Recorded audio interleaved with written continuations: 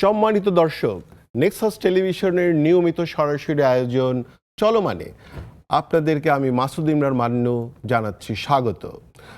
বরাবরের মতোই আজও আমরা একটা বিষয় নিয়ে আলাপ করব এবং আজকে আমরা একটি স্পেশালাইজড বিষয়ে বলতে চাই, কারণ আমরা আজকে নগরের বর্জ্য ব্যবস্থাপনা, নগর পরিকল্পনা, নগরের ভেতরে ঘটে যাওয়া যত ধরনের ট্যাঞ্জিবল এবং ইনট্যাঞ্জিবল গার্বেজ আছে, এর ম্যানেজমেন্টগুলো কেমন হবে, কেমন হওয়া উচিত এবং সরকারের পরিকল্পনা কি, এগুলো নিয়ে আমরা আলাপ করব।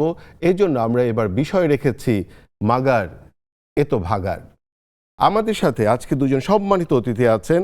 প্রথমে আমি পরিচয় করে দিতে চাই আমাদের ঢাকা দক্ষিণ সিটি কর্পোরেশনের প্রশাসক মোহাম্মদ আব্দুল সালামকে। আপনাকে স্বাগত। এবং একই সাথে আছেন ঢাকাকে দীর্ঘদিন ধরে যিনি দেখছেন এবং জ্যেষ্ঠ সাংবাদিক মাহবুব কামাল, যার ঢাকাকে দেখা এবং ঢাকার ভেতরে বসবাস করার অভিজ্ঞতা দীর্ঘ থেকে দীর্ঘতর। এবং এই বিষয়গুলো এই দুজনের সাথে আমরা আলাপ দিতে চাই। আমাদেরকে আপনারা ইউটিউবে সরাসরি দেখতে পাবেন নেক্সাস টেলিভিশন লাইভে। এছাড়াও আপনারা আমাদেরকে ফেসবুক ভেরিফাইড পেজেও পেয়ে যাবেন লাইভ এই মুহূর্তে। এছাড়াও পরেও আমাদেরকে টিউন করে আপনারা দেখতে পাবেন। আমি প্রথমেই আসলে মোহাম্মদ আব্দুল সালাম আপনার কাছে আসব, তারপরে আমি আসলে মাহবুব কামালের কাছে যাব। কারণ হচ্ছে যে এবার একটা কথা বারবার বের হয়ে এসছে, যেটা প্রতি কোরবানিতেই আসে, যে এই যে ওপেন স্লটিং, মানে প্রকাশ্য যে কোরবানি দেওয়ার যে প্রক্রিয়াগুলো। আর একটা জিনিস আছে, আমাদের স্লটিং সেন্টার তৈরি করা হয়েছে, কিন্তু সেইখানে কেন স্লটিংগুলো হচ্ছে না, মানে এখানে ঝামেলাগুলো কি থাকছে বা এটা কি করে ওখানে নিয়ে যাওয়া যায়, এইটা দিয়ে আমরা আসলে শুরু করতে চাই। এরপরে আমরা চলে যাব পরের আলাপে, যেটা ওপেন গার্বেজ। তো এইটা নিয়ে যদি বলেন আগে। আপনাকে ধন্যবাদ। আমার সহ-আলোচক বন্ধু মাহবুব কামালকেও ধন্যবাদ জানাই। যারা আজকের অনুষ্ঠান দেখছেন শুনছেন তাদেরকেও ধন্যবাদ। এখন এই প্রশ্নটা আপনি আমার করার চেয়ে আপনার টেলিভিশনের মাধ্যমে ঢাকাবাসীকে করাটা ভালো, উচিত, জেনুইন হবে। কারণ এটা হলো যে সিটি কর্পোরেশন একটা ব্যবস্থাপনা রাখছে, এখন আপনি সেই ব্যবস্থাপনায় সামিল হচ্ছেন না। এটা আপনি তার প্রশ্নটা কাকে করবেন? সিটি কর্পোরেশনকে করবেন, না যারা করছে না, সামিল হচ্ছে না, তাদেরকে করবেন? এটা আমি আরও সহজভাবে বলতে চাই, আসলে আমরা এখনও এইগুলোতে অভ্যস্ত না। মনে করেন আমরা তো সিটি কর্পোরেশন, আমাদের 2টা স্লটিং হাউস আছে। এছাড়া কোরবানির জন্য আমরা কিছু নির্ধারিত স্পট ডিক্লেয়ার করেছে, ঠিক করে দিয়েছিলাম।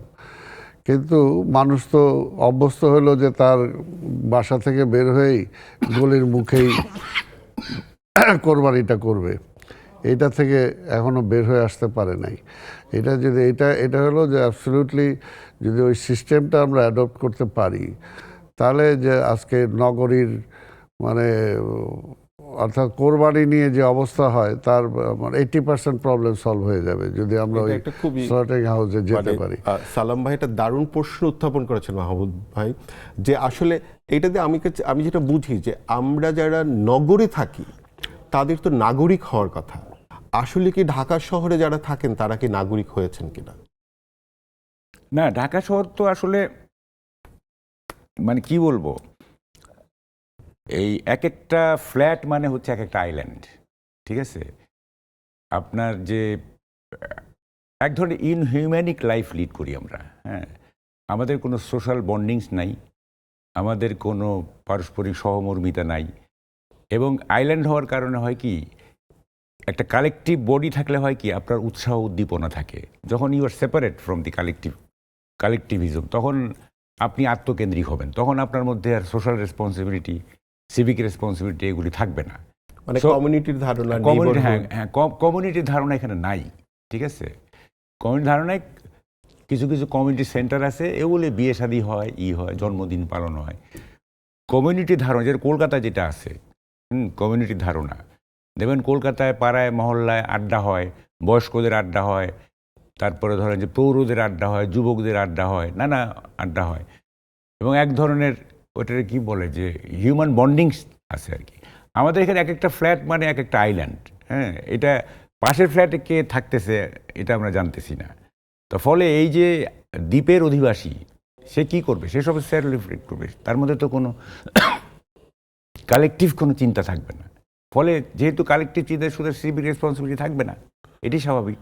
কিন্তু সে দেখবে না যে ওপেন স্লটিং করলে আপনি ধরেন আপনি কিন্তু অনেক পানি দিয়ে ধুচ্ছেন, ধোয়ার পরেও কিন্তু এটা পরিষ্কার হয় না, কারণ অনেক ব্যাকটেরিয়াল থিংস আছে, যেমন রক্তের সাথে, তারপরে অন্য অন্য একটা পশুর বডিতে আরো অনেকগুলো বিষয় থাকে। তো এই যে ওপেন রাস্তার উপরে যে করছে মানে এই স্লটিংগুলো, হ্যাঁ, আমাদের দেশে তো হচ্ছে যে আইন ভাঙার মধ্যে এক ধরনের স্বাধীনতা এনজয় করে মানুষ। মানুষ মনে করে যে আইন ভাঙলেই বোধহয় আমি স্বাধীন। হ্যাঁ, কিন্তু ন্যায়ের রাজ্যে আজ্ঞা পালন করাটাও যে স্বাধীনতা, যদি সেখানে জাস্টিস রাজত্ব করে, তাইলে আপনি হুকুম মানলেও কিন্তু এটা স্বাধীনতা, বুঝছেন? এই হাইলি ফিলোসফিক্যাল ব্যাপারটা বুঝে না তো। তারা মনে করে যে আচ্ছা এটা একটা আইন, সুতরাং এটা ভাঙো। না, কিন্তু আমাদের ধরেন যে কোরবানির যে আইডিয়াটা, যেটা আমরা ইসলামের যে আইডিয়া, আমরা যেখান থেকে এসছে, যেই দেশগুলো এখানে নেতৃত্ব দিচ্ছে, সেই জায়গার অভিজ্ঞতা তো ভিন্ন। সেখানে নাগরিকের অভিজ্ঞতা, শহরের অভিজ্ঞতা, কোরবানির অভিজ্ঞতা তো ভিন্ন। সেখানে তো এরকম ওপেন স্লটিং এর তো কোনো ব্যবস্থা নাই। হ্যাঁ, কেন আপনি অন্যদের সাথে আমাদের তুলনা করতেছেন? আমাদের যে কালচারাল মনন যেটা, সেই কালচারাল মনন তো আপনার সেইভাবে গঠিত হয় নাই, ঠিক আছে? এবং এগুলো নানা কারণে হয় নাই। আমাদের রাজনৈতিক নেতৃত্বের ব্যর্থতা আছে, আমাদের সোশ্যাল সায়েন্টিস্ট যারা, তাদের ব্যর্থতা আছে। দেখেন, মনোকাঠামো গঠন করার একটা ব্যাপার আছে, ঠিক আছে? এবং এইটা রাষ্ট্রের দায়িত্ব। রাষ্ট্র মানে কি? রাষ্ট্র তো আর নিজে কিছু করে না, রাষ্ট্র তো সরকারের মধ্য দিয়ে ম্যানিফেস্টেড হয়। রাষ্ট্রের দায়িত্ব মানে সরকারের দায়িত্ব। সরকারের দায়িত্ব হচ্ছে মানুষের মনোকাঠামোটাকে পজিটিভ ওয়েতে মানে ফর্মুলেট করা। সেটা তো হয় না। সব সময় হচ্ছে যে এই মানে ভোট কিভাবে পাওয়া যাবে, সবার টার্গেট হচ্ছে পাঠকদের মননটা এমনভাবে করতে হবে যেন সে আমাকে ভোট দেয়। অপোজিশনেরও তাই, আর সরকারও তাই। কিন্তু এই যে একটা রেসপন্সিবল সিটিজেন হিসেবে গড়ে তোলা, আমাদের তো সিটিজেনশিপের ধারণাই নাই, নাগরিকত্বের তো ধারণাই নেই আমাদের। হ্যাঁ, ফলে এখানে আপনি এইসব অনিয়ম হবে, এইটা সামগ্রিক একটা কালচারাল ব্যাপার। এইটা বিচ্ছিন্নভাবে এটা হবে না, খামাকা বলে লাভ নাই। এবং মানে যাও কিছুটা ছিল, 5ই আগস্টের পরে যে 18 মাসের রুল হয়েছে, এইটা একেবারেই আমাদের শৃঙ্খলা ভেঙে দিছে।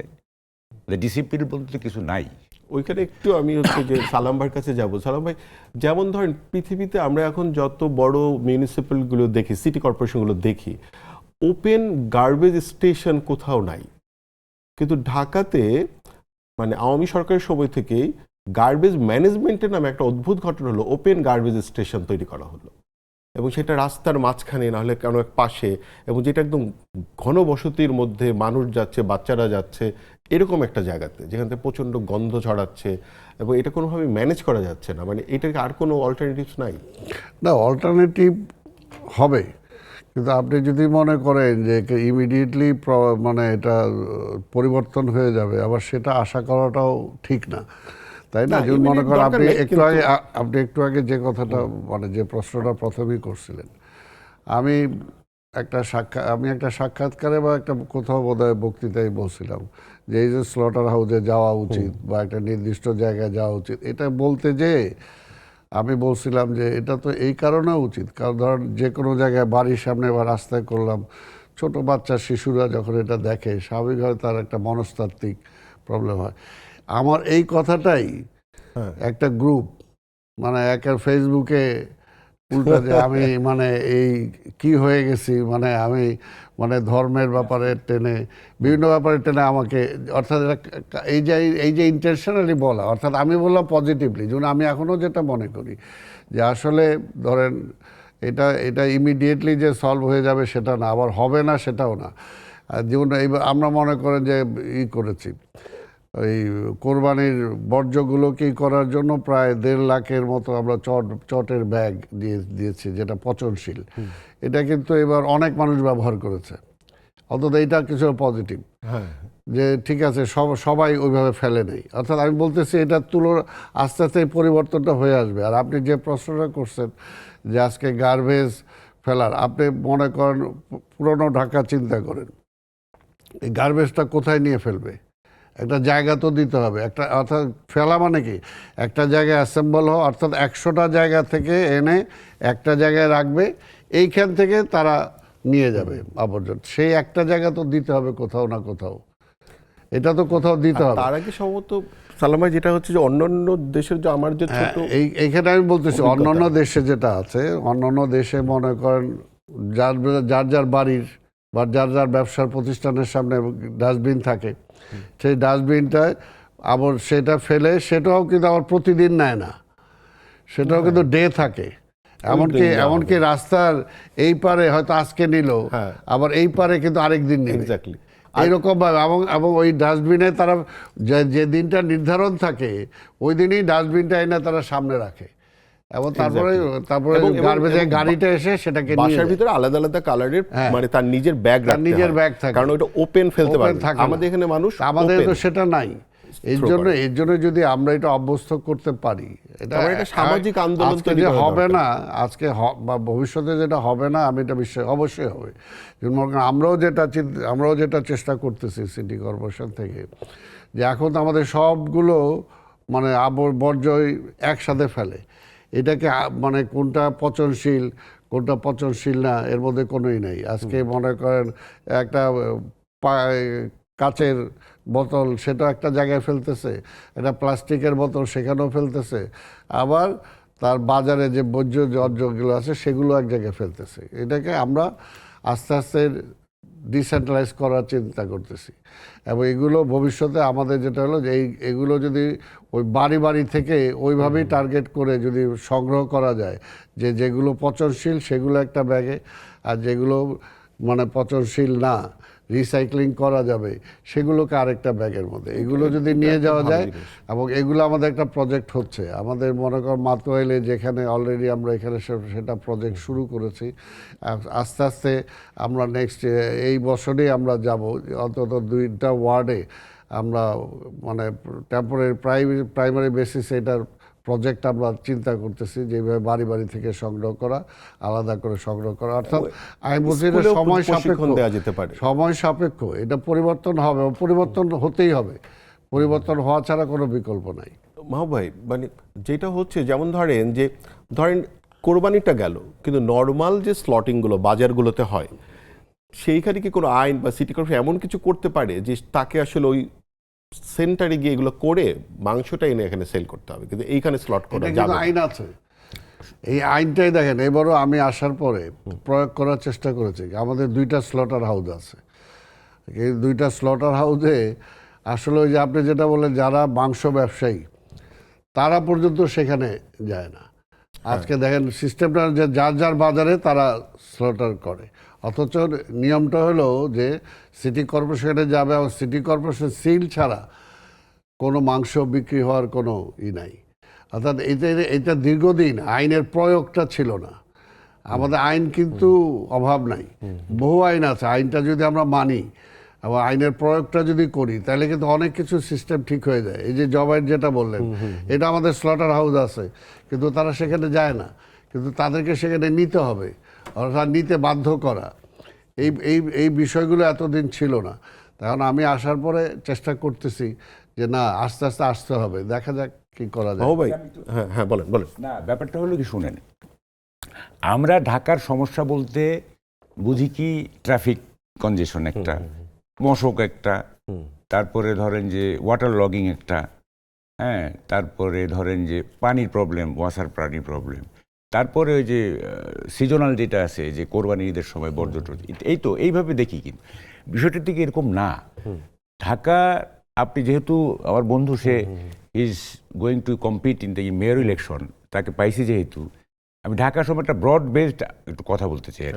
হ্যাঁ, সেটা হচ্ছে যে মানে ঢাকা হচ্ছে, it is one of the most unplanned city in the world.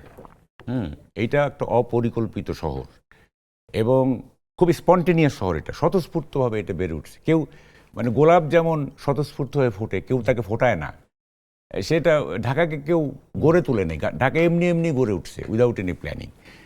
এবং এইটা one of the most rapid and dense city, হ্যাঁ, এবং এত র্যাপিডলি এটা গ্রো করতেছে। এবং এখন দেখেন গ্রেটার ঢাকার লোক সংখ্যা এখন 36 মিলিয়ন, 3,60 লাখ, মানে গ্রেটার ঢাকার। এবং এটা খুব র্যাপিড এবং খুব র্যাপিডলি এটা করতেছে। এবং যে ইনফ্লাক্স হচ্ছে ফ্রম দ্য রুরাল এরিয়াস, এই ইনফ্লাক্সে মানুষের যে ঢল, এটা কোথায় গিয়ে দাঁড়াবে। এবং একটা এস্টিমেট আছে, by the end of 2050 it will be the second largest country in terms of population, মানে ডেন্সিটির জায়গা থেকে। 52 ডেন্সিটি সেকেন্ড লার্জেস্ট হবে আর কি। এখনই কিন্তু টপ 10-এর মধ্যে আছে ঢাকা। যেমন ধরেন প্রথমে হয়তো গুয়াংজু, তারপরে ধরেন সাংহাই, টোকিও, হ্যাঁ, তারপরে জাকার্তা, না, দিল্লি। ডেন্সিটির দিক থেকে ঢাকা এখন সেকেন্ড পজিশন। কারণ হচ্ছে যে আমি একটা হিসাব দেখলাম 2022-এর, যেখানে পার স্কোয়ার কিলোমিটারে আপনার 37,000 লোক থাকে পার স্কোয়ার, মানে এখানে ঢাকা পার স্কোয়ার কিলোমিটারে 11 না এটা ভাগ আছে। পুরান ঢাকার দিক ডেন্সটা হাই, এদিকে এটা 37,000 আপনার ভাগ আছে। এখন এখন দেখেন, আচ্ছা এখন কথাটা হচ্ছে যে মানে আমি বলি এই আলাপটা একটু লম্বা করব আমরা, কিন্তু একটা ছোট্ট ব্রেক নিয়ে আসি। আমরা নিচ্ছি ছোট্ট একটা ব্রেক, আমাদের সাথেই থাকুন, কারণ আমরা ঢাকাকে নিয়ে আজকে আরও বেশ কিছু সমস্যা উপস্থাপন করবেন। অতএব দেখতে থাকুন চলমান, আমাদের সাথেই থাকুন। ফিরে এলাম আবার চলমানে। আমাদের আলাপ যেখানে ছিল, মাহবুব ভাই, হ্যাঁ আপনি। আচ্ছা এখন এই যে মানে ঢাকা, আমি যেহেতু মেয়র যদি সে হয় 5 বছরের জন্য যদি হয়, কিন্তু তো আপনাকে ভীষণটা অনেক দূরে রাখতে হবে, কাউকে না কাউকে স্টার্ট করতে হবে। ঢাকার যে মেইন প্রবলেমগুলো যদি এরকম হয় যে না এই প্রবলেম তো এত সহজে যাবে না, শুধু একটা হাত দিব না, ব্যাপারটা কিন্তু এরকম না। কাউকে না কাউকে তো হাত দিতে হবে বড় প্রবলেম যেগুলো। যেমন ধরেন এই ইনফ্লাক্সটা কেন হচ্ছে, এই যে র্যাপিড গ্রো হচ্ছে কেন মানে পপুলেশনের, সেটা হচ্ছে ঢাকা হচ্ছে ইকোনমিক অ্যান্ড অ্যাডমিনিস্ট্রেটিভ এটা ইঞ্জিন। এখানে সব হেলথ কেয়ার বলেন, তারপরে এডুকেশন বলেন, অ্যাডমিনিস্ট্রেটিভ বলেন, জুডিশিয়াল ব্যাপার, সব কিছু ঢাকা কেন্দ্রিক, ফলে এটা ইনফ্লাক্স হচ্ছে। এখন এই যে মানুষের ঢল, এইটাকে কিভাবে অ্যাকোমোডেট করা যাবে, হ্যাঁ, এটা কিন্তু একটা বড় ব্যাপার। আপনার তো স্পেস তো লিমিটেড, তাই না? আচ্ছা এর মধ্যে আছে স্লাম এরিয়া, স্কোয়াটার, এই যে যারা অবৈধ দখলদার ইত্যাদি, সেখানে স্লাম এরিয়া যদি বাড়তে থাকে মানে এই ইনফ্লাক্সের কারণে, তাহলে আরেক ধরনের প্রবলেম তৈরি হবে। এই জিনিসগুলো তো আপনাকে অ্যাড্রেস করতে হবে, তাই না? এবং একটা লং টার্ম ভিশন নিয়ে কাজ করতে হবে। এবং দেখেন এনভায়রনমেন্টাল চ্যালেঞ্জ কিন্তু অনেক আছে। যেমন ধরেন যে সিভিয়ার এয়ার পলিউশন আছে, সিভিয়ার নয়েজ আছে, আপনার কি বলে সাউন্ড পলিউশন আছে, তারপর ওয়াটার লগিং আছে ডিউরিং মনসুন, হ্যাঁ। আচ্ছা যেমন এইটা একটু বলি, ওয়াটার লগিং আমি একটু বলি। এই যে আমাদের যে ঢাকা শহরের যে এই যে নালাগুলো তো এখানে কি হয়েছে, সোয়ারেজ লাইনের কারণে তো এগুলো বদ্ধ হয়ে আছে। এখান থেকে সোয়ারেজ লাইনগুলো যদি উঠায় ফেলা হয় তাহলে কিন্তু এটা সচল হয়। সচল হলে হবে কি, এই নালাগুলো আমরা লেক বানাইতে পারি, হ্যাঁ, এক একটা নালা, এক একটা খাল। এটা অনেকগুলো খাল তো ছিলই, খাল এবং ছিল যেগুলোকে আপনার সব দখল করে পড়ে আছে। এগুলি যে উদ্ধার করা যায় এবং সোয়ারেজ লাইন মুক্ত করা যায়, তাহলে কিন্তু এক একটা খাল, এক একটা না একটা লেক হইতে পারে। এবং সেইটা যদি আপনি দুই পাশে যদি গাছ লাগানো যায়, যেমন সাউথে কিন্তু গাছের সংখ্যা কম, নর্থে সাউথে মানে নর্থে কিন্তু আপনার অনেকগুলো অ্যাডভান্টেজ আছে যেগুলি সাউথে নাই, হ্যাঁ। যেমন কি বলে যে নর্থটা তো পরে হয়েছে, যেহেতু কিছুটা পরিকল্পনা না, সুয়ারেজ লাইন থাকতে পারে, অনেক দেশই থাকে। যেমন ধরেন আমরা যদি গুলশানের কথাও বলি, বা এই যে লেকগুলো, যে সুয়ারেজই, কিন্তু সব দেশে কি থাকে, প্রত্যেক বাড়ির ইসের সাথে একটা ছোট্ট মেশিন থাকে এবং যেটাতে রিফাইন করে পানিটা ডিসচার্জ করা হয়। কিন্তু এই বাড়িগুলোকেও সেই রিফাইন মেশিন মনে হয় না যে ব্যবহার করেন। তো এইটার ক্ষেত্রে কি এই যে সুয়ারেজের যেটা প্রশ্নটা মাহবুব বললেন, সালাম ভাই, এটা নিয়ে কি কোনো পরিকল্পনা আছে যে এই যে আমাদের যে লেকগুলোকে বাঁচানো এই সুয়ারেজের হাত থেকে? এটা সরি, আমাদের মাননীয় প্রধানমন্ত্রী আসলে এই সমস্ত বিষয় খুবই সিরিয়াস। উনি প্রতিটা সপ্তাহে একবার করে আমাদের সাথে বসেন এবং এর মধ্যে এই যে প্রবলেমগুলো বললেন যে লেক, এর মধ্যে এই পর্যন্ত তিনি গুলশান লেক আর ধানমন্ডি লেক নিয়ে কয়েকবার বসছে এবং এটা নিয়ে একটা মাস্টার অলরেডি যে সোয়ারেজ প্রবলেমগুলো যেটা আছে, যাতে গুলশান লেকে সোয়ারেজ প্রবলেমটা বন্ধ হয়, সেটা যেন অলরেডি বাড়িগুলোকে নির্দেশ দেওয়া হয়েছে, তাদের সেফটি ট্যাঙ্ক করতে হবে, আদারওয়াইজ সেটাকে কেটে দেওয়া হবে। মানে আল্লাহর রহমত যে ধানমন্ডি লেকে সেটা নাই, কিন্তু ওটা তো- ধানমন্ডি লেকে সোয়ারেজ লাইনটা সেভাবে নাই। তো এইটার জন্য কিন্তু অলরেডি উনি খুব সিরিয়াস। কিন্তু এই পাশে কিন্তু হাতির ঝিলে কিন্তু আবার না, এটা- হাতির ঝিলে আছে কিন্তু ধানমন্ডি লেকে নাই। হাতি এই জন্য এগুলো যে আগে যখন ছিল, যারা এই যে বললাম না যে ও যেটা বলছে যে আসলে প্ল্যানের মধ্যে দিয়ে তো কোনো সিটি বাড়ে নাই। যে জায়গায় সিটির একটা হয়তো আপনার সোয়ারেজ লাইনই ধরেন আছে 500 জনের ছিল, আপনি সে জায়গায় এখন সেই লাইনটা 50,000 জন হয়ে গেছে, কারণ এটা তো তার ক্যাপাসিটি নাই। তাই এটা অটোমেটিক্যালি মানে এটা ব্রেক থ্রো হয়ে যাচ্ছে, তাই না, নষ্ট হয়ে যাচ্ছে। পাশাপাশি খালগুলোর কথা যেটা বললেন, যে এই ঢাকা শহরে দেখেন, পৃথিবীর যে কোনো বড় দেশে যান আপনি, হয় নদী আছে না হয় খাল আছে। আপনার বৃষ্টির পানি বা এমনি পানিগুলোকে সরে যাওয়ার জন্য ইমিডিয়েট যেটা একটা নিষ্কাশন হয়ে থাকে।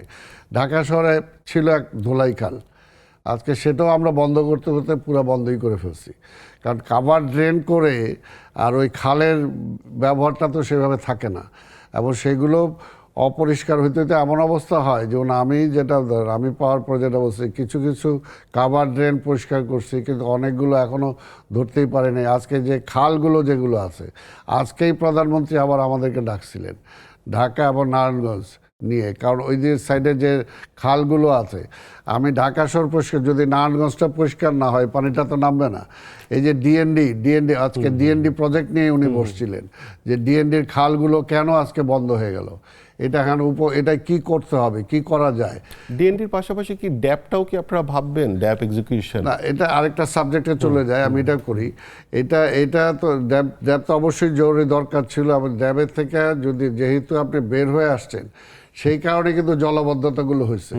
কারণ আপনি দেখেন, আপনি ছোট সময় থেকে যদি চিন্তা করেন, আমরা তো নিজেরা যেটা দেখছি যে মতিঝিলের এই পারে আপনি বাসাবো পর্যন্ত যান, তারপরে বর্ষাকাল এলে পানি, হ্যাঁ, গোরানের এদিকে পানি, তাই না, আজকে উত্তরা, আজকে শুকনার দিনেই আর বর্ষার সময় পানি, অর্থাৎ যেগুলো জলধার ছিল আজকে সেগুলো তো সব মানে দখল হয়ে বাড়িঘর হয়ে এমন অবস্থা হয়েছে যে আজকে পানি নিষ্কাশনের যে ওয়েটা থাকা দরকার সেটাও নাই।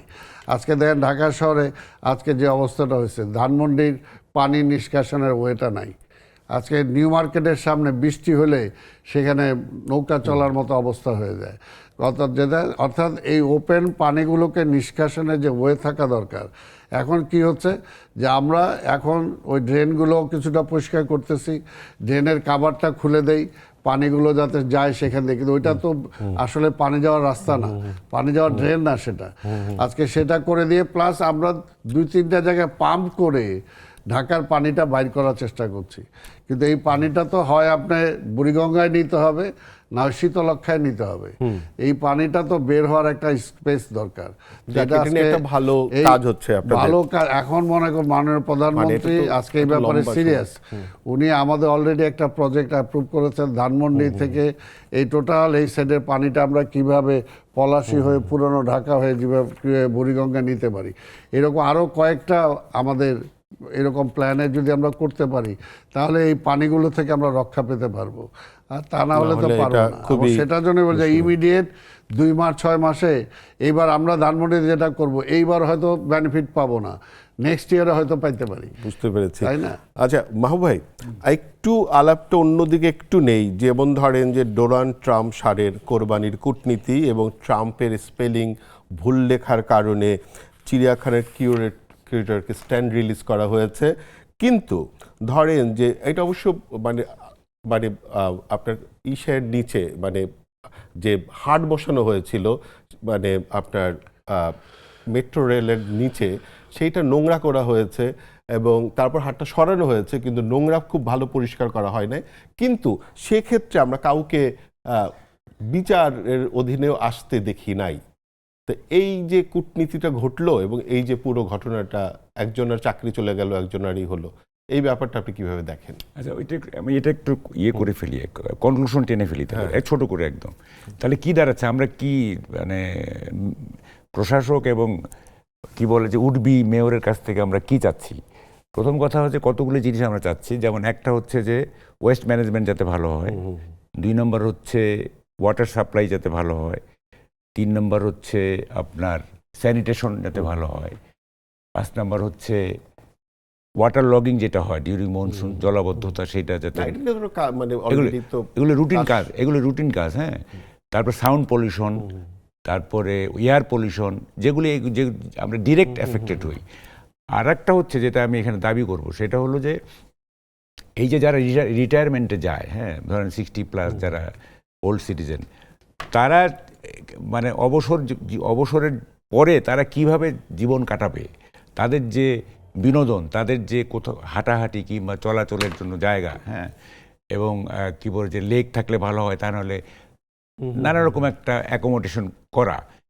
এবং আপনার আমি একটা আমার বন্ধু যেহেতু, তাকে আমি এখানেই পাবলিকলি একটা রিকোয়েস্ট করবো, সেটা হচ্ছে যে এরকম করা যায় কিনা যে ঢাকা ক্লাবের আদলে ঢাকা সাউথ ক্লাব একটা করা যায় কিনা, মানে ঢাকা সাউথের নাগরিকদের জন্য একটা সাউথ ক্লাব, তাইলে ওখানে হবে কি একটা, না সেইটা সম্ভবত মাহবুব, সেটা শুধুমাত্র এলিটদের জন্য হবে, কিন্তু ওভারঅল না, আমাদের এখানে elite কিন্তু যেমন ধরেন যে বয়স্ক ভাতা বা ধরেন বয়স্ক যে ইন্স্যুরেন্সের যে ব্যাপারগুলো অন্যান্য দেশে আছে এল্ডারলি পিপলদের জন্য, ওগুলো হবে না, কারণ সিটি গভর্নমেন্ট নাই তো, এগুলো হবে না।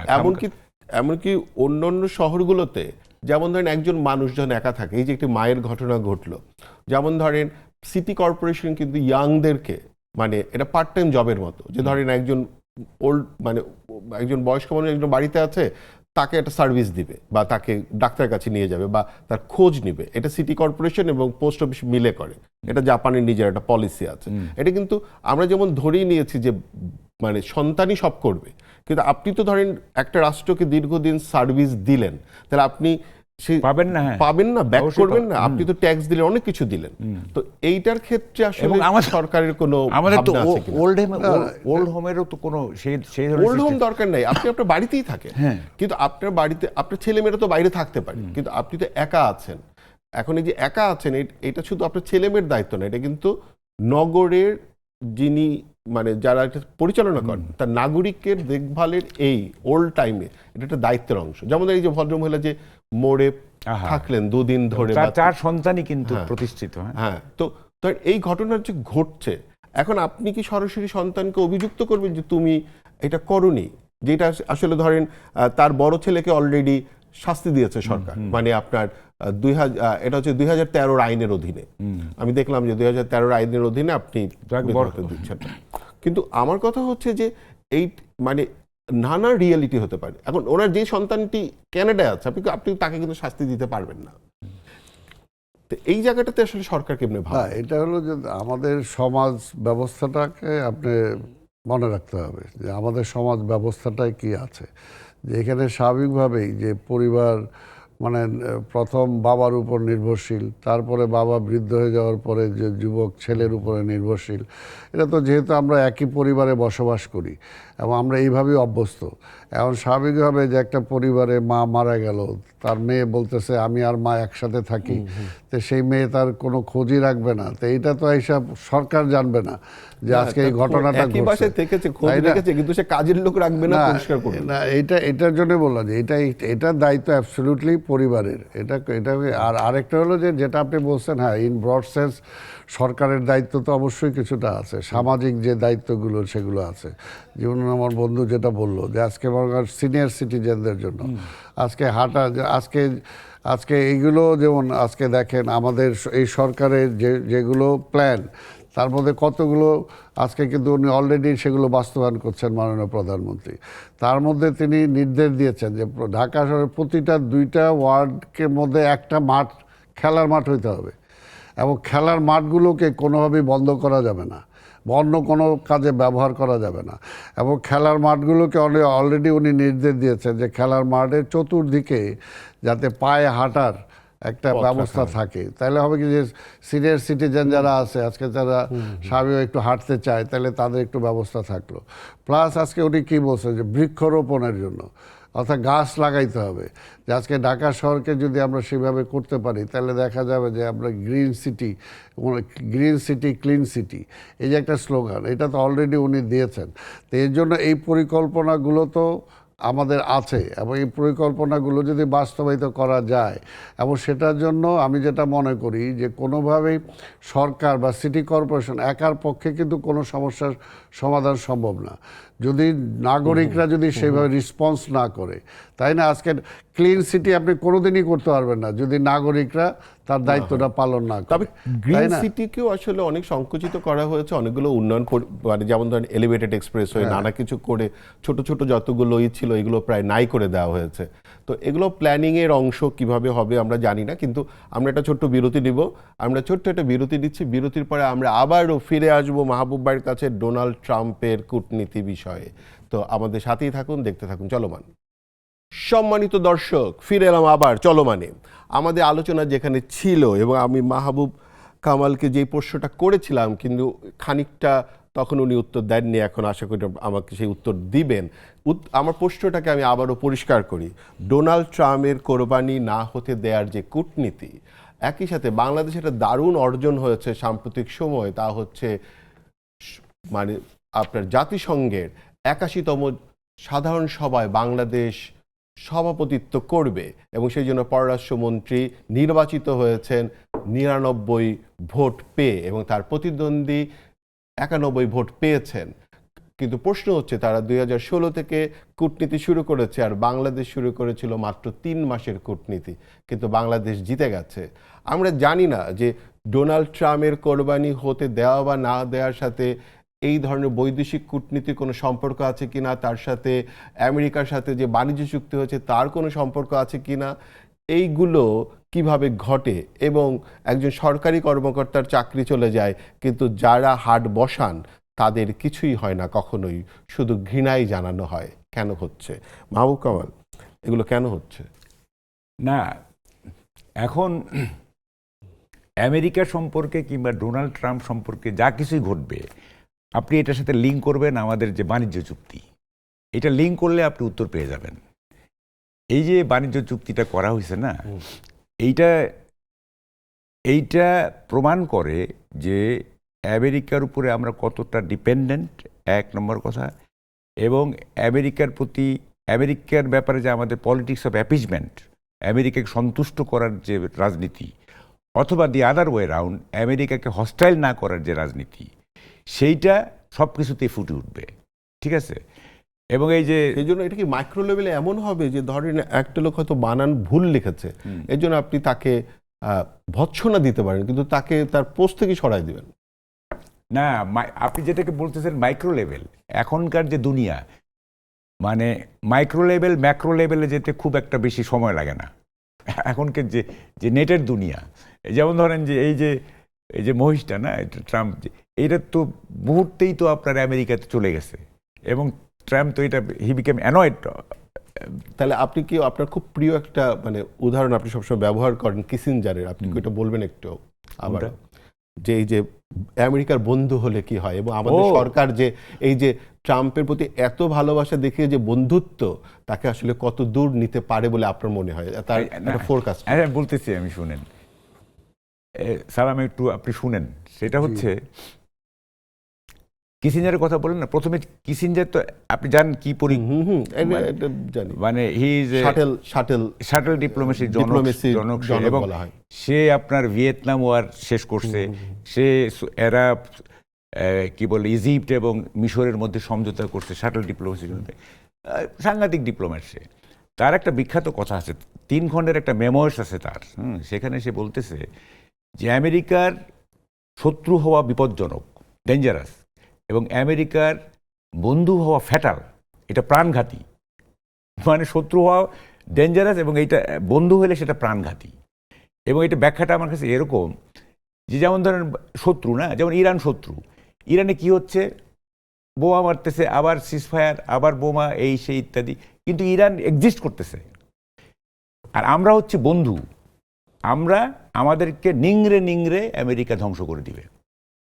এই যে চুক্তিটা হয়েছে, এইটা আপনি যদি লং টার্মে চিন্তা করেন, তাহলে জাতি হিসাবে শুধু অর্থনৈতিকভাবে না, একটা মানে আমাদের স্বাধীনতা সার্বভৌমত্ব থেকে শুরু করে আমাদের এমনকি ফিজিক্যাল, যেহেতু আমরা ওই জেনেটিক্যালি মডিফাইড ফুড খেতে বাধ্য হব, হ্যাঁ, ফিজিক্যালি, মেন্টালি, আপনার ইকোনমিক্যালি, পলিটিক্যালি আমরা একটা মানে নিঃস্ব জাতি। কিন্তু ধরেন জাতিসংঘে যে মানে আমি এটা হচ্ছে সালাম ভাইকে জিজ্ঞেস করবো, জাতিসংঘে যে আমরা এত বড় একটা জয় পেলাম, এটা পুরস্কার, মানে এইটা কি আসলে না এই এটা কূটনীতির সাথে যুক্ত? না, দিস এ রিওয়ার্ড। আপনি 3 মাসের ডিপ্লোমেসিতে হয়ে গেল, আর আপনি 2000 কত সাল থেকে, 2016 থেকে সাইপ্রাস ট্রাই করেছে। কেন পারলো না? এইটা শুনেন, এইটা সব কিছু একই সূত্রে গাঁথা, আপনাকে বুঝতে হবে।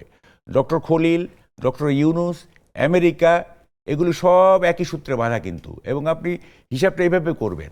আমি তো বললাম তারেক রহমান এত আনফর্চুনেট, হতভাগ্য একজন প্রাইম মিনিস্টার, তিনি যে দেশটা টেক ওভার করছেন, হ্যাঁ, মানে আমি একটা উদাহরণ দিই না, আসলে টেক ওভার শব্দটা ব্যবহার করা যাবে না যেভাবে হোক টেক ওভার, হয়তো চালকের আসনে বসেছে, হ্যাঁ, স্টিয়ারিং তো তার হাতে।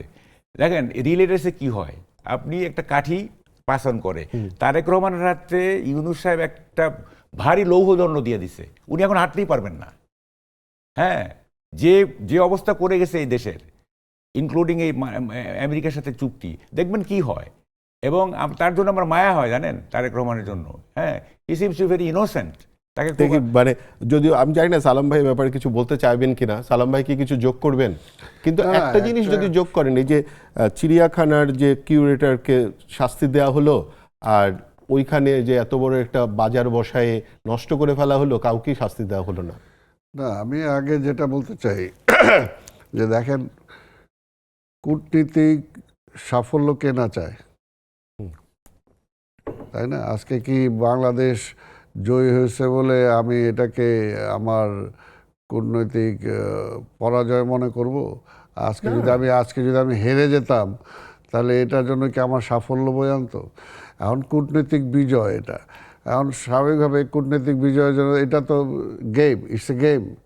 এই গেমে আপনাকে জয়লাভ করতে হবে। জয়লাভ করার জন্য তো প্রার্থী হয়েছি। প্রার্থী কি হয়েছে হারার জন্য? ন্যাচারালি আমি আগামী মেয়র ইলেকশন করতে চাই, আমি কি হারার জন্য করব? আমি তো জয়ের জন্যই করব। আপনি কতটা পে করবেন? না, পেটা শোনেন, পেটা করাটা অত সহজ না। আপনি যেটা ইজি যেটা বলতেছেন, বা আমার বন্ধু যেটা বললো, একটা জিনিস এখানে পরিষ্কার দেখেন, যে বাংলাদেশের প্রতিটা দুঃসময়ে কিন্তু যে কোনোভাবে হোক বিএনপি ওই সময়টায় চলে আসছে, এবং ওই সময়টায় এসে দেশটাকে সে ব্যাক করছে। যেমনি ওই 71-এ জিয়া রহমানের আবির্ভাবের কারণে মুক্তিযুদ্ধটা সেভাবে আসছে, ঠিক 75-এ আবার জিয়া রহমান আবির্ভাবের কারণে কিন্তু এইভাবে দেশটা কিন্তু ধ্বংসের দ্বার প্রান্তে চলে গেছিল, একদম দ্বার প্রান্তে, এটা বলতে কোনো দ্বিধা নেই। সেই অবস্থায় কিন্তু জিয়া রহমান এসে আবার দেশটাকে মুক্তির স্বাদ পাওয়াইছেন। তো ঠিক একইভাবে পরবর্তী পর্যায়ে খালেদা জিয়াও কিন্তু সে একইভাবে আসছেন। তা আজকেও তারেক রহমান যে সংস্থায়, যিনি আমার বন্ধু যেটা বললো যে আমার তার জন্য করুণা, সে কারো করুণা চায় না। সে দেখেন এত কিছুর মধ্যেও কিন্তু তার মধ্যে কোনো হতাশা নাই। আপনি যখন সে ফ্যামিলি কার্ড দেয়, অপোজিশনরা বলছে সে টাকা পাবে কোথায়, কৃষি কার্ড জন দেয়, একই কথা বলছে। কিন্তু তার এটা হলো যে সে যে এবার যখন প্রতিষ্ঠাবার্ষিকী, সে বলছে কি জিয়া রহমানের পলিসিটাকে সে ফলো করছে। অর্থাৎ যে দেশটাতে মানুষ বটমলেস বাস্কেট বলতো, তাই না, তলাবিহীন ঝুড়ি বলতো, কিসিঞ্জার যেটা বলছে, সেই তলাবিহীন ঝুড়ির দেশটাকে অল্প সময়ের ব্যবধানে কিন্তু তিনি একটা ট্র্যাকে আনছেন, মানুষকে খাওয়াইছেন। তো কাজেই সব কিছু সম্ভব যদি আপনি আপনার নিয়ম শৃঙ্খলার মধ্যে দেশটাকে আনতে পারেন। আপনি যদি একটা শৃঙ্খলার মধ্যে আনতে পারেন, দুর্নীতিটাকে যদি বন্ধ করতে পারেন, চুরিটাকে যদি বন্ধ করতে পারেন, এবং আপনি যদি সঠিক রাস্তায় যদি আপনি চলতে পারেন, তাহলে আপনি পারবেন। তো সেই জায়গায় পররাষ্ট্রনীতি কি আজকে এমন একটা জায়গায় ছিল, আমি কি ওইটাতে খুশি হব যে আমেরিকার মানে মন্ত্রী আসলে সেটা বলা হয়তো সিকি মন্ত্রী, ওইটাও তো একটা সাকসেসফুল কূটনীতি ছিল না। তাই না? ঠিক তেমনি আজকে আমি শুধু একটা মহিষকে জবাই করে দিয়ে আমি দেখাইলাম ট্রাম্পকে জবাই করে দিলাম, সেটাও আমার মানে সফল কূটনীতিক না। তো এটার জন্যই আমাকে বুঝতে হবে যে আজকে বাংলাদেশ এমন একটা দেশ, যে দেশটা আমরা যুদ্ধ করে দেশটা স্বাধীন করছি, কিন্তু অর্থনৈতিকভাবে তো আমরা অনেক পিছিয়ে আছি। কাজে এখন আমাদেরকে ভেবে চিন্তেই সবগুলো স্টেপ নিতে হবে। কিন্তু সে জায়গায় ওই যে আপনি যেটা বললেন যে কতটুকু পে করে, অর্থাৎ সেটাও মাথায় রাখতে হবে যে আমি আমার মাথাটা বিকায় দিব না, মাথাটা না বিকায় দিয়েই আমি আমার পররাষ্ট্রনীতিটা আমার সেভাবে হবে, সেইভাবে আমি চলবো। তো সেই কারণেই আমাকে সব কিছু হিসাব কিতাব করে বিএনপি অলওয়েজ সেই জায়গাটা সাকসেস হয়েছে এইটুকু যে জিয়াউর রহমানের রক্তের মধ্য দিয়ে, খালেদা জিয়ার মৃত্যুর মধ্য দিয়ে তাকে সাকসেস হয়েছে। এখনও কিন্তু অনেকে থ্রেট করছে, তারেক রহমানকে অনেকে ভয়ও দেখাচ্ছে যে আবার সেই পরিণতি হবে কিনা, কিন্তু সে তো সেই ভয়ে ভীত না। সে তো যেহেতু রাষ্ট্রের দায়িত্বটা তার উপর এসেছে এবং জনগণ দিয়েছে, কাজেই সে চেষ্টা করবে। এটা সালাম ভাই দারুণ বলেছেন। মানে আপনার কথা থেকে আমি পেলাম যে কয়বার বিএনপি ক্ষমতা এসছে, সেটা 75-এ হোক 90-তে হোক, মানে রাইজ ফ্রম দ্য ডাস্ট, একদম সেখান থেকে দেশটাকে টেনে এবং ওইখান থেকে ওঠা। এবং বিএনপি এইবারও যে আসলো ওইটাও কিন্তু আসলে ওইরকম একটা অবস্থা, এবং এখনো সেই অবস্থা কন্টিনিউ করছে। আশা করি ওই দুইবারের মতো এবারও এই সফলতা আমাদের জন্য আসবে। সালাম ভাই, আমরা একটা ছোট্ট বিরতি নিব। আমরা এটা নিচ্ছি ছোট্ট বিরতির পরে আমরা ফিরে আসব ব্রাহ্মণবাড়িয়াতে কি হচ্ছে তা জানতে। আমাদের সাথেই থাকুন, দেখতে থাকুন চলমান। ফিরে এলাম আবার চলমানে।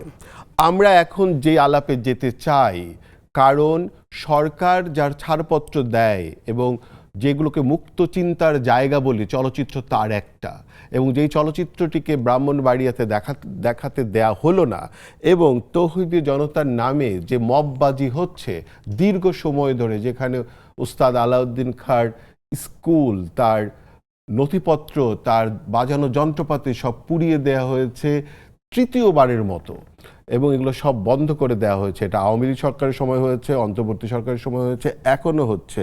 আমার প্রশ্ন হচ্ছে, ব্রাহ্মণবাড়িয়া কি একটি আলাদা রাষ্ট্র কিনা? দ্বিতীয় কথা হচ্ছে যে একটি জায়গায় নির্বাচিত একজন এমপিকে, একজন মাননীয় সংসদ সদস্য, এবং একই সাথে তিনি নারী, তার পিঠের চামড়া তুলে নিতে চান প্রকাশ্যে, এবং এরপরও সরকার কি চুপচাপ বসে থাকবে? এই নিরাপত্তা ব্যবস্থা কি হবে?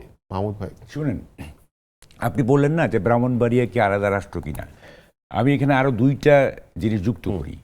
সেটা হচ্ছে, আপনার খেয়াল আছে 5ই আগস্টের পরে যখন এনসিপি যখন গেছিল, গোপালগঞ্জে গেছিল, এবং তারা ট্যাঙ্কের ইসের মধ্যে পালিয়ে আসছিল, তখন কিন্তু কথা উঠছিল যে গোপালগঞ্জ হচ্ছে এটা একটা আলাদা জায়গা, হ্যাঁ, মানে আওয়ামী প্রভাবিত একটা জায়গা, এটা দখল করে নিতে হবে।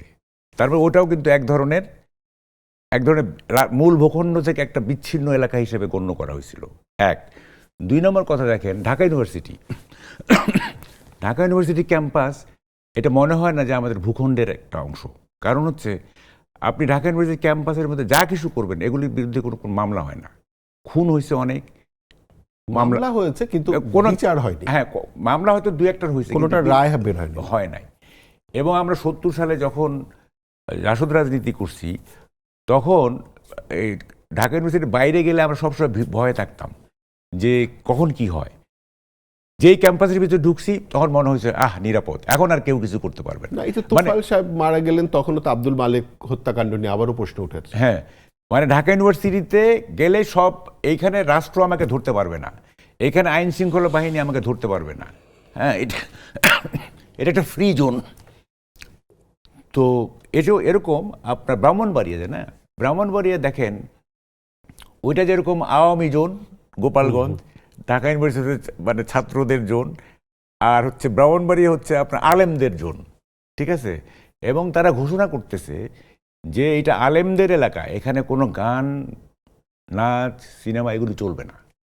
অথচ ব্রাহ্মণবাড়িয়াতে তো সুর সম্রাট আলাউদ্দিন, তারপর হচ্ছে যে আপনার আনন্দ আশ্রম আছে, যেটা এখনো চলমান। এটা হিস্টোরিক্যালি এটা একটা মানে কি বলে সাংস্কৃতিক বা সংস্কৃতির জায়গা এটা, এবং যেখানে নওয়াব ফয়জুন্নেসারও বাড়ি। হ্যাঁ। এবং দেখেন ওস্তাদ আলাউদ্দিন খান তো শুধু শুধু বাংলাদেশে না, এটা সাবকন্টিনেন্টের একটা লিজেন্ড, তাই না? সাবকন্টিনেন্টের লিজেন্ড। তার বাড়িঘর পুরাই দেওয়া হয়, তার জাদুঘর করা হয়, তার করা হয় মাঝে মাঝেই এরকম। এবং আপনি খেয়াল করছেন, আপনি একটু চা খেয়ে নিতে হ্যাঁ পারেন। আপনি খেয়াল করছেন যে ব্রাহ্মণবাড়িতে মাঝে মাঝে হয় কি, ওই একটা ধোয়া তোলা হয় যে ফেসবুকে একটা স্ট্যাটাস দিয়েছে নবীর অবমাননা করা হয়েছে, এটা করেই আপনার ওই যে ভিকটিম মানে যে টার্গেট তাকে মানে আচ্ছা, আমার মনে হয় ভাই আপনি একটু চা খেয়ে নেন, ততক্ষণ আমরা একটু সালাম ভাইয়ের কাছ থেকে ঘুরে আসি। সালাম ভাই, আমরা আসলে যেইটা নিয়ে কথা বলছি, যে যেমন ধরেন একজন এমপির নিরাপত্তা, আমরা যদিও এই পুরো ব্রাহ্মণবাড়িয়াতে বিচারহীনতা দেখেছি, আপনার আওয়ামী সময়ও সঙ্গীত বিদ্যালয়ে পড়িয়ে দেওয়া হচ্ছে, কিন্তু কারো বিচার হয়েছে আমরা শুনিনি, কাউকে পুলিশ ধরেছে শুনে। এখনও একই রকম প্রক্রিয়া চলছে এবং প্রকাশ্যে রাস্তায় জড়ো হয়ে ক্যামেরার সামনে একজন মানে সংসদ সদস্যের পিঠের চামড়া তুলে নেওয়া, তাকে মেরে ফেলানো, এরকম কথা বলা হচ্ছে। এরপরও সরকার কি চুপ থাকবে? সরকার চুপ নাই। আর বিষয়টা হলো যে দেখেন, কিছুটা প্রতিবেশী রাষ্ট্রের ছোঁয়া তো বাংলাদেশে লাগেই। যখন মানে এটা বরঞ্চ তাদের চেয়ে কম লাগে এখানে, এখানে হয়তো আরও সেটা বেশি লাগলেও অনেকটা বাস্তবতা ছিল। তো এই কারণে কিন্তু সেই ছোঁয়া থেকে দেশটাকে রক্ষা করা। এর আগেও দেখছে যে বিএনপি বা আমাদের নেতা তারেক রহমান, এই যে অনেক সময় কিন্তু দেখা গেছে অনেকে বলছে যে এর আগেই ক্ষমতায় আসার আগেই, রাষ্ট্র পরিচালনা আসার দায়িত্বের আগেই অনেকে তাকে একে অ্যাবসলিউটলি ডানের দিকে মিলাই দেওয়ার চেষ্টা করেছে। কিন্তু তার ভূমিকার কারণে, রাজনৈতিক ভূমিকার স্ট্যান্ডের কারণে কিন্তু ফাইনালি দেখা গেছে যে বিএনপিকে বা তারেক রহমানকে কেউ ডানেও নিতে পারে নাই, বামেও নিতে পারে নাই, তিনি কিন্তু মাঝখানেই আছে। হ্যাঁ, উনি তো ওনার একটা দারুণ উদাহরণ আছে, উনি ওনার কন্যাকে নিয়ে একদম মানে সিনেমা হলে গিয়ে টিকিট কেটে সিনেমা দেখেছেন। এই জন্য এটি হলো বাস্তবতা। অর্থাৎ বাংলাদেশে বাস্তবতাটা হলো যে বাংলাদেশটাকে সামনের দিকে যদি এগিয়ে নিয়ে যেতে হয়, যেটা তার বাবা জ্বলন্ত উদাহরণ ছিল, যে স্বাধীনতার পরে অর্থাৎ মুক্তিযুদ্ধের মধ্য দিয়ে কিন্তু আমরা একটা জাতীয় ঐক্য সৃষ্টি হয়েছিল। সে ঐক্যের কারণে কিন্তু আমরা সেই সময় মুক্তিযোদ্ধা হিসাবে দেশটাকে স্বাধীন করতে পারছিলাম। যদি সমগ্র জাতির মধ্যে ঐক্যবদ্ধতা না হতো তাহলে কিন্তু পারতাম না, এটা বাস্তব। কিন্তু স্বাধীনতার পরে সে ঐক্যটা কিন্তু শেষ হয়ে গেছিল। শেষ হয়ে যাওয়ার কারণেই একটা সদ্য মুক্তিযুদ্ধ মধ্যে দিয়ে স্বাধীন দেশ, সেই দেশে মানুষ না খেয়ে মারা গেছে, সেই দেশের প্রত্যেকটা সেক্টরে মানে একেবারে বিশৃঙ্খলা, তাই না? সেটাকে আবার শহীদ রাষ্ট্রপতি জিয়া রহমান আবার রাষ্ট্র ক্ষমতায় আসার পরে তিনি কিন্তু বারবার একটা স্লোগান বারবার দিছে, ঐক্য ঐক্য ঐক্য। এবং তিনি কিন্তু সবার মধ্যে একটা ঐক্য সৃষ্টি করতে পারছিলেন বলেই কিন্তু অল্প সময়ের মধ্যে কিন্তু দেশটাকে তিনি আগাইতে পারছিলেন। তো সেইখানে আমাদেরকে এই দেশেও সবাইকে মনে রাখতে হবে যে এইখানে আমাদের জাতিগত ঐক্যটা দরকার। এখানে আমরা জাতিগত বিভেদের মধ্যে যদি যাই, তাহলে সেই বিভেদে অনেকে আমাদেরকে ঠেলে দিতে চাবে, বাইরে থেকেও ঠেলে দিতে চাবে, বাইরের শত্রুরা ভিতরে থেকেও ঠেলে দিতে চাবে। কিন্তু আমার যখন দায়িত্ব, মনে করেন এখন আমার ঢাকা মহানগরের দায়িত্ব, আমার দায়িত্বটা হবে কি যে সবাইকে নিয়ে আমাকে চলা। এইটাই হলো সবচেয়ে বড় মানে রাষ্ট্রের দায়িত্বটা। ঠিক তেমনিভাবে বিএনপি সরকার বা তারেক রহমানের সরকার কিন্তু আজকে সেই কাজটাই করছে। তাই না? এর জন্য এমন কারো এরকমও কিছু করা ঠিক হবে না যে আমি একটা কথা কখন বললাম, কি বললাম, কোন জায়গায় দাঁড়ায় বললাম, বলাটা ঠিক হইলো কি না, তাই না? তো সেই বিষয়গুলো কিন্তু আমাকে চিন্তা করতে হবে যে এর মধ্যে উস্কানি দেওয়ার একটা সুযোগ আমি করে দেব। পছন্দ না হয় আপনি আরজি করতে পারেন, আপনি কোর্টে যেতে পারেন, কিন্তু ধরেন এই যে রাস্তায় নেমে এই যে মববাজি করা, কাউকে মারা বা কাউকে হুমকি দেয়া, সেটাই। কারণ এইটাকে তো সরকার প্যাট্রোনাইজ করছে না। আরেকটা জিনিস হলো সরকার কিন্তু এটাকে প্যাট্রোনাইজ করছে না, সরকারও কিন্তু বলতেছে যে এটা ঠিক না। আজকে ধরেন এটা যেটা যাওয়ার মাধ্যম যেটা বললো, যেটা তো ঠিক যে 5ই আগস্টের পরে যে মবটা হয়েছে, মবের মধ্য দিয়ে যে সমস্ত মানে আদায় করার জন্য চেষ্টা করা হয়েছে, এখনো দেখেন এখনো 3 মাস যায়নি একটা সরকারের, 3 মাস যায় না। 3 মাস যাওয়ার আগেই ধমক দিতেছে, এই হাসিনা এত বছরে গেছে, তারেকরে অল্প সময়ের মধ্যে ফেলাই দিব। 15 তাই না বলে আমরা আবার তারা আবার বলতেছে যে আন্দোলন কিন্তু এখন আমরা হয়ে গেছি, বুঝতে পেরেছি। আমরা ফেলাই দিতে পারি সরকারকে, দেখাই দিতে পারি মুভ করে কি করে। অর্থাৎ এগুলোই তাদেরকে বুঝতে হবে যে রাজনীতি করাটা এত সহজ না, রাজনীতিটা বড় পরিষ্কার। কঠিন। সালাম আর ভাই, যদি আমি আপনার- দেশের জন্য মানুষের জন্য যদি রাজনীতি করতে চাই, আমি সরকারি দলে আছি বা বিরোধী দলে আছি সেটা প্রশ্ন না। আমাকে চিন্তা করতে হবে একদম দেশের পরিষ্কার। জন্য, জাতির জন্য, মানুষের এই- জন্য। এই রাজনীতি এই একদমই উপমহাদেশের পরিষ্কার। রাজনীতি, উপমহাদেশের রাজনীতিটাকে চিন্তা করেই আমাকে স্টেপটা নিতে হবে। তো এটা একদমই পরিষ্কার আপনার, এবং আসলে এই রাজনীতির কথা ভাববে, কিন্তু এই মুহূর্তে যে প্রবলেমটা মাহবুব ভাই হচ্ছে, আমাদের হাতে খুবই কম সময়, যদি আপনি একটু আলোকপাত করেন, বিশেষ করে রুমিন ফারহানার যে এই যে নিরাপত্তাহীনতা তৈরি হচ্ছে এবং যেইভাবে হুমকি দেয়া হচ্ছে, এবং যারা ফিল্মটা দেখাতে গেছে তারাও যে নিরাপত্তাহীন হয়ে পড়েছে এলাকায়। আর ডিসি সাহেব হচ্ছে আপনার ওইখানে মানে বলছে যে উনি তো ওনার কাছে ছাড়পত্র, ডিসি সাহেবের কাছ থেকে ফিল্মের জন্য ছাড়পত্র নিতে হবে কিনা। না, প্রথম কথা হচ্ছে এইটা তো ডিসাইড করতে হবে যে এই বাংলাদেশে গান গাওয়া চলবে কিনা, এই বাংলাদেশে নাচ চলবে কিনা, এই বাংলাদেশে সিনেমা চলবে কিনা, এই বাংলাদেশে কালচারাল অ্যাক্টিভিটি করা যাবে কিনা। যেইটা আমরা গত 18 মাস দেখছি, হ্যাঁ, ফুলের দোকান পর্যন্ত হামলা হয়েছে, নাটক করতে দেওয়া হয় না, গান গাইতে দেওয়া হয় নাই, সেইটা যদি এই সরকারের আমলেও কন্টিনিউশন থাকে তাহলে তো এটা খুবই দুঃখজনক। দেখেন, আমি এই যে জাইমা রহমানের কথা বললেন না, জাইমা রহমান আমাদের দেশের জন্য একটা আদর্শ স্থানীয় একজন নারী। তার শালীনতা, তার কথাবার্তা, তার কি বলে আচার আচরণ, সব কিছু মিলে একটা মানে মডেল আমি বলবো। এখন যদি যেমন রুমিন ফারহানা, না, রুমিন ফারহানা তো একটা মানে সে তো অশালীন কিছু না, তাই না? এ তো অশালীন কিছু না, সে একটা রাজনীতি করে, সে এটা প্রতিবাদ করছে, তাই না? তো এখন এটা কি প্রতিবাদ করা যাবে না? তাহলে ডিসাইড করেন যে এগুলি চলবে না, বাংলাদেশে কোনো সিনেমা চলবে না, গান চলবে না, নাচ চলবে না, কিছুই চলবে না। ঠিক আছে, তাহলে এটা আইন করা হোক, তাহলে তো আর কোনো কথা থাকে না। আইন আছে, তারপরে করা যাবে না কেন? আমাকে এটা বলেন। এটা খুবই পরিষ্কার হয়ে তাই না? গেছে। হ্যাঁ, তো ফলে এই যে এগুলি দেখেন, আমাদের কি বলবো, আমরা যে একটা আধুনিক জাতি হিসাবে ধর্ম জায়গায় থাকবে, আলেমদের কোনো কাজে তো কেউ বাধা দিচ্ছে না। বাধা দিচ্ছে কি? ওয়াজ হচ্ছে, সবই তো হচ্ছে, তারা তাদের কাজ করবে। আর ধর্মের সাথে সংস্কৃতিকে কেন কনফ্লিক্টে নিব আমরা? প্রত্যেকটা জাতিরই একটা নিজস্ব ধর্ম আছে, আবার নিজস্ব সাংস্কৃতিক ঐতিহ্য আছে। এই দুটোর মধ্যে তো কোনো কনফ্লিক্ট থাকা দরকার নাই, তাই না? সংস্কৃতির জায়গায় থাকবে, ধর্ম জায়গায় থাকবে, সবাই সবার দায়িত্ব পালন করবে। এটা একদমই পরিষ্কার। মাহবুব ভাই যেই কথাটা বলেছে, আমরা এইখানেই আমাদের অনুষ্ঠান মানে একদম শেষ করে দিচ্ছি। কারণ হচ্ছে মাহবুব ভাই যে কথা বলেছে, যেটা 1700 শতকে ওয়েস্টফেলিয়া ট্রিটিতেও বলা হয়েছে, এবং যেখানে ন্যাশনাল কনসেনসাসের কথা বলা হয়েছে, টলারেন্সের কথা বলেছিল, এবং যেই কারণে ইউরোপে টলারেন্স এসেছিল, আমাদেরও পরমত সহিষ্ণু হতে হবে, টলারেট করতে হবে, এবং নাগরিক হিসেবে দায়িত্ব পালন করতে হবে। এটা না করে মববাজি করাটা কোনোভাবেই সুস্থ রাজনীতির দর্শন হতে পারে না। আমরা এর সম্পূর্ণরূপে বিরোধিতা করি, এবং আমাদের সাথে থাকার জন্য এবং চলমান দেখার জন্য আপনাদের অনেক অনেক ধন্যবাদ। আমরা আগামীকালও একই সময় আবার উপস্থিত হব। ধন্যবাদ সবাইকে।